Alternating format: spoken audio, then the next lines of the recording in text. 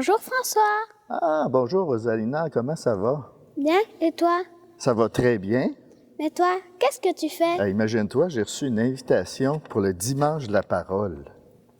C'est quoi le dimanche de la parole? Ah, ça c'est une invitation, imagine-toi, du pape François. Il nous invite dimanche, le 22 janvier, à prendre le temps de découvrir, à diffuser la parole de Dieu d'une façon toute spéciale. Je suis en train de lire ça. Puis un très beau thème, hein? Le thème, c'est « Il leur ouvrit l'intelligence de comprendre les saintes Écritures ». On va essayer de découvrir ça ensemble. Tu veux-tu? Oui. On va aller voir ça ensemble. On va prendre connaissance de tout ça, toutes les deux. Quel est l'objectif du pape François dans cette démarche? Bien, je pense ici, comme je vois dans le communiqué, c'est de découvrir et approfondir en famille la parole de Dieu, qu'on prenne le temps de se rassembler ensemble pour découvrir toute la générosité du bon Dieu à travers sa parole. Oui, mais à quoi ça ressemble une rencontre comme celle-là? Bien, une rencontre comme ça, on peut le vivre, je pense que l'idéal, selon ce qui est proposé, alors c'est de se réunir en petits groupes. Ça peut être autour de la table de cuisine, ça peut être au salon, avec un bon café, hein? Et puis ensemble, ça peut être un groupe de 5-6 personnes, et puis ensemble, on lit la parole de Dieu ensemble. On prend un passage, il y a un texte qui est choisi, et puis on lit ensemble la parole une fois. Ensuite, chacun pour soi, on la relit une deuxième fois. Et puis là, on a un moment de silence pour voir c'est quoi qu'elle te dit, la parole dans ton cœur. Puis ensuite, on partage ensemble le fruit de notre méditation. D'ailleurs, sur le site Internet, SOCABI, ça veut dire Société canadienne biblique, alors eux, ils proposent des fichiers d'animation. Alors, pour avoir des bonnes idées, pour pouvoir vivre la rencontre, hein? Est-ce qu'il y a un texte biblique de proposer? Ben oui, c'est ça qui est le fun. Cette année, ils ont proposé la parabole du semeur. C'est de l'évangéliste Saint Matthieu qui nous propose ça parce qu'elle met en valeur toute la générosité de Dieu. Oui, mais c'est quoi une parabole? Ah, ça, une parabole, imagine-toi, c'est comme un récit imagé avec des paroles bien simples pour faire comprendre une réalité de ce que Dieu fait dans ton cœur, du désir de Dieu en toi. Alors, ça nous aide tout simplement à mieux comprendre la parole de Dieu, puis pour comprendre aussi tous les mystères du royaume de Dieu qui nous est proposé. T'aimerais-tu ça qu'on lise la parole ensemble qui est proposée? Oui, on va bien la lire sûr. ensemble. Alors, je vais te lire la parole qui est proposée. C'est dans l'Évangile de Saint Matthieu. C'est au chapitre 13, versets 1 à 9.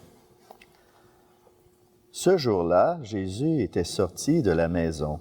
Il était assis au bord de la mer. Auprès de lui se rassemblèrent des foules si grandes qu'il monta dans une barque où il s'assit. Toute la foule se tenait sur le rivage. Il leur dit beaucoup de choses en parabole. Voici que le semeur sortit pour semer. Comme il semait, des grains sont tombés au bord du chemin, et les oiseaux sont venus tout manger. D'autres sont tombés sur le sol pierreux, où il n'y avait pas beaucoup de terre. Ils ont levé aussitôt, parce que la terre était peu profonde. Le soleil s'étant levé, ils ont brûlé, et faute de racines, ils ont séché. D'autres sont tombés dans les ronces. Les ronces ont poussé et les ont étouffés. D'autres sont tombés dans la bonne terre. Ils ont donné du fruit à raison de 100, 60 ou 30 pour un. Celui qui a des oreilles, qu'il entende. Parole du Seigneur, nous rendons grâce à Dieu. C'est beau, hein? Oui, mais c'est qui le semeur? Ah, c'est Jésus qui sème la parole. Le semeur, c'est Jésus. C'est lui qui sème la parole. Puis à chaque fois que la parole est proclamée, ou que moi je l'entends, la parole, que je la lis, c'est Jésus qui sème. Des graines sont tombées au bord du chemin. Les oiseaux sont venus toutes manger. C'est quoi ça? Ah, ça, Rosalina, ça représente tous ceux et celles qui écoutent la parole, mais Bof, ça me tente pas, je l'écoute parce qu'il faut que je l'écoute, puis ils n'ont pas ce désir de l'approfondir. La parole, elle ne descend pas dans leur cœur. Alors, c'est comme la semence, elle reste comme en surface. Et sur le sol pierreux? Ah, ça, le sol pierreux, c'est autre chose. Étant donné qu'il n'y a pas beaucoup de terre, alors, faute de racines, la semence et les graines ont brûlé. Hein?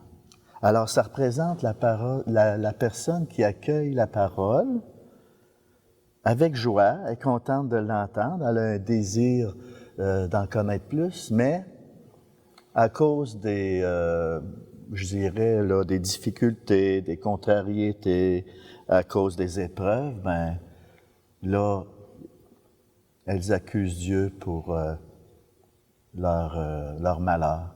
Alors, c'est ça, ça vient, la parole n'a pas le temps de prendre racine en ce moment-là parce qu'il n'y a pas assez de terre. Il est écrit, d'autres sont tombés dans les ronces. Ça représente notre cœur qui reçoit la parole de Dieu. Mais à cause de toutes les distractions, hein, il peut y avoir beaucoup de distractions, à cause de tous les soucis du monde, hein, je peux avoir beaucoup de soucis, qui me préoccupent, hein, tous les soucis qui me préoccupent, toutes les distractions. Alors ça empêche la parole de grandir en moi pour qu'elle puisse accomplir ce pourquoi elle a été donnée. Mais pourquoi Jésus sème-t-il toujours sa parole alors? Ah, ça, c'est parce que le semeur est infatigable. Hein? Puis la parole, là, elle est irrésistible, c'est-à-dire que la parole va toujours accomplir ce pourquoi elle a été envoyée. Et c'est pour ça que plus je vais l'écouter, et plus ça va former une bonne terre dans mon cœur pour que je puisse l'accueillir, puis elle va accomplir ce pourquoi elle a été envoyée. Alors je vais porter des bons fruits. Hein? Alors c'est la parole qui travaille tout le temps. Que le semeur veille ou qu'il sommeille, la parole, elle travaille tout le temps dans ton cœur. C'est beau, hein? Alors, c'est la parole de Dieu qui transforme ton cœur et c'est la parole de Dieu qui produit de la bonne terre. Est-ce que ça veut dire que tous sont invités à recevoir la semence de la parabole? Ah, bien c'est sûr, Rosalina. C'est ainsi que le royaume du Père va grandir, hein? C'est comme ça qu'on va connaître Jésus davantage, qu'on va connaître les joies du royaume. Puis toi, est-ce que tu vas en faire partie du royaume de Dieu? Oui! Oui, hein? Alors ensemble, il faut qu'on le fasse connaître, hein? On doit faire connaître cette belle démarche-là. Alors on va aller ensemble faire connaître ça aux autres. Tu veux? Oui, OK, on va aller faire ça. On y va.